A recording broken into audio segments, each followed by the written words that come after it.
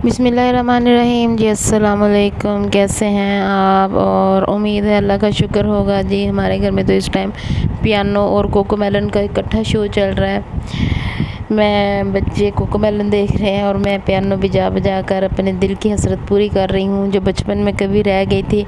मुझे बहुत पसंद था ये पियानो, लेकिन तब ऐसे पता ही नहीं था कि इस तरह भी मिलते हैं। लेकिन शायद मिलते भी होते तो अम्मा बना लेके देते। तो और फिर इसके इसके ऑल्टरनेटिव में एक वो ज्योमेट्री आती होती थी जिसके ऊपर पियानो बजता था, वो मुझे बहुत पसंद थी। मेरी मतलब सुपर फेवरेट वो चीज़ थी और मेरा बस एक ही दिल करता था कि मैं वो ले लूँ। और जब वो ले भी लेते थे तो फिर वो कभी कभी स्कूल लेके जाते थे, संभाल के रखते थे। तो अब ये मेरे बच्चों का है, इसलिए कभी कभी इसमें सेल डाल के मैं अपने दिल की ख्वाहिश पूरी कर लेती हूँ। और ये मेरा छोटा सा निक्कू सा स्पाइडरमैन, इसको बहुत शौक़ है सुपर हीरोज़ का ना, सुपर हीरोज़ देखने का। अच्छा जी, ये मैं ना मेरे ना चूल्हे की ये जो प्लेट्स हैं ना, ये बहुत गंदी होती हैं और इतनी ज़्यादा इनको ये स्टील की हैं और बार बार इनके ऊपर कोई चीज़ जम जाती है ना, तो इनको धोना बहुत मुश्किल लगता है मुझे। तो इस दफ़ा मैंने ये एक दो व्लॉगर्स को ही देखा था कि वो उनका जो वो था कुकिंग रेंज होता है, वो उसके ऊपर ये ना एलुमिनियम फॉयल लगाती हैं। तो फिर मैंने सोचा कि मैं भी इसके ऊपर लगा के तो तजर्बा करके देखती हूँ कि कैसा रहता है। खैर ये एक दफ़ा तो मैंने लगा ली थी। अगर आपने लगानी हो ना तो पहले आप चेक कर लीजिएगा कि ये जो कुछ एलुमिनियम फॉइल्स इस तरह की होती हैं जो अच्छी नहीं होती हैं। बस थोड़ा मतलब आम यूज़ के लिए, जिस तरह किसी चिकन वगैरह को रैप करने के लिए, इस तरह की चीज़ों के लिए वो सूटेबल रहती हैं, लेकिन वो किचन स्टोव के ऊपर लगाने के लिए वो सूटेबल नहीं होंगी, क्योंकि वो कहीं ना कहीं आग को पकड़ने लग जाती हैं। इसलिए पहले आप चूल्हे के ऊपर थोड़ा सा उसका पीस रख के चेक कर लीजिएगा। मैंने चेक किया था तो अल्हम्दुलिल्लाह इसने आग नहीं पकड़ी थी, लेकिन ये मतलब इतनी चौड़ी थी कि चौड़ाई में बस बराबर ही थी और लंबाई में इनको एक साइड से फ़ोल्ड करना पड़ता। और ये जो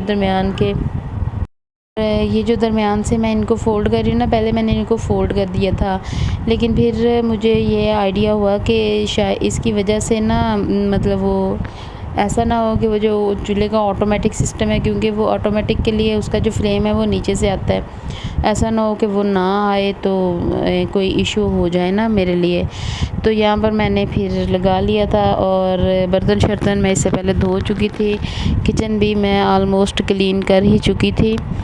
ये मेरा आखिरी काम था जो मैंने समेटा था। और यहाँ पर ये मैंने ना जो है इस्त्री ये इधर रखी हुई है, क्योंकि सुबह सुबह उठ के मैंने कपड़े इस्त्री करने थे।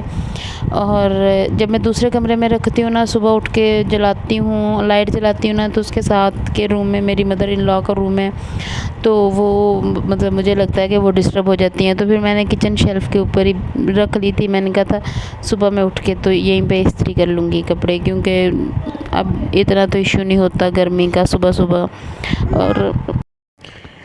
और ये नेक्स्ट मॉर्निंग का टाइम है। यहाँ पर मैं नाश्ता बना रही हूँ। नाश्ता मैंने क्या बनाना होता है, इससे पहले मैंने एक कप कहवा का बनाया है, जो अजवाइन, उसमें थोड़ी सी अजवाइन और थोड़ी सी सौंफ डाली है। तो रोटियाँ बनाते बनाते मैंने वो साथ में पी लेना है।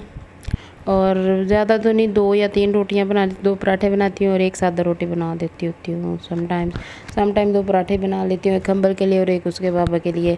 हाँ, तब तो मेरे साथ जाता है, उसके लिए तो मैं जो खुद लेके जाती हूँ वही लेके जाती हूँ उसके लिए। और ख़ुद मैं अपने लिए आप कह लें कि थोड़ी सी क्लीन ईटिंग्स की हैबिट्स अपनाना चाह रही हूँ। तो और बहुत ज़्यादा तो नहीं कुछ करती, लेकिन ऐसा ज़रूर कुछ साथ में लेके जाती हूँ। और यहाँ पर मैं आपको बताती हूँ, मैं बनाने लगी हूँ एग शामी रोल। तो यहाँ पर मैंने अंडा लिया और उससे पहले मैंने एक शामी कबाब लिया था। शामी कबाब मैंने वो जो जिस तवे के ऊपर पराठा बनाया था उसके ऊपर उसी वाले ऑयल में, जो उसके ऊपर थोड़ा बहुत लेफ़्ट ओवर ऑयल होता है ना, उसके ऊपर ही फ्राई कर लिया था शामी कबाब। ज़्यादा मज़ीद इसमें ऑयल नहीं लगाया था। और ये कहवे का कप पड़ा हुआ है, ये मैंने साथ साथ में पी लेना है। और यहाँ पर मैंने फ्राई पैन रख लिया है, ये नॉन स्टिक फ्राई पैन में ही बनेगा, दूसरे वाले में नहीं बनेगा। तो यहाँ पर मैंने इसके अंदर ऑयल डाल दिया, मुझे ऑयल ज़्यादा लग रहा था, फिर मैंने थोड़ा सा इसके अंदर से ऑयल निकाला भी था। और ब्रश से सारे इर्द गिर्द इसके किनारों कोनों तक ऑयल पहुंचा दिया था। अच्छा, जो अंडा है उसमें मैंने सिर्फ नमक और काली मिर्च और थोड़ा सा धनिया का पाउडर डाला था, या ज़ीरा पाउडर हो तो आप वो डाल लें, ये स्पाइसेस अच्छे होते हैं। और यूँ मैंने इसके ऊपर अंडा लगा दिया था, मतलब अंडा फैला दिया था। जब अंडा अच्छी तरह से एक साइड से मुझे लगा कि कुक हो गया है, तो इसके नीचे से फ्लेम को मैंने आहिस्ता कर दिया था, और जो शामी कबाब था उसको स्क्रैम्बल करके ना, तो इसके ऊपर इस तरह एक साइड पे लगा दिया था रोल बनाने के लिए। और ये बहुत मज़े का लगा था, मैंने खुद ये फ़र्स्ट टाइम ट्राई किया था। तो जहाँ पे मैंने देखा था उन्होंने वो नहीं होता कबाब जो लंबा सा होता है, पता नहीं, सीख कबाब, वो लगाया था और वो उससे बनाया था, और मुझे लगता है उससे ज़्यादा मज़े का बनेगा। नेक्स्ट टाइम मैं वो सीख कबाब बना के अगर फ्रीज़ करूँगी तो फिर मैं उसके साथ बनाऊँगी। और यूँ मैंने ये, और मैं ये दो अंडे थे और उनका ये कबाब था जो मैंने और हातिब ने दोनों ने ही ऑलमोस्ट खाया था। और ये बहुत ज़्यादा मतलब फिलिंग रहा था मेरे लिए कि तकरीबन 1 बजे मुझे स्कूल से ऑफ होता है और 1 बजे तक फिर मुझे दोबारा भूख नहीं लगती है, अल्हम्दुलिल्लाह। और जब आप मतलब डाइट करने लग जाते हो या आप स्टार्ट कर लेते हो तो फिर तो आहिस्ता आहिस्ता आपके स्टमक को आदत हो जाती है और आपको फिर ज़्यादा भूख आपको फ़ील नहीं होती। ये एक फ़ियर ही होता है कि हम कहते हैं कि हमें बहुत भूख लगती है, हम क्या करेंगे, हम नहीं कर सकते, हम ये हम वो। अच्छा, तो जी ये बन गया था और इसको दरमियान से मैंने काट लिया था। काटने के बाद मैं इसको अब टिफ़िन में ये टिफ़िन में मैंने वो कागज़ रखा था, टिशू नहीं था मेरे पास या कोई भी इस तरह की चीज़ नहीं थी, तो लिहाजा मैंने कागज़ रख लिया था। ये एक्स्ट्रा ऑयल भी जो है वो सोक कर लेगा। और फिर मैंने थोड़ा सा खुला रहने दिया था कि ये ठंडा हो जाए, अदरवाइज़ इसको ऊपर से पसीना आ जाता है। और ये बाकी, और बस इतना ही व्लॉग। अल्लाह।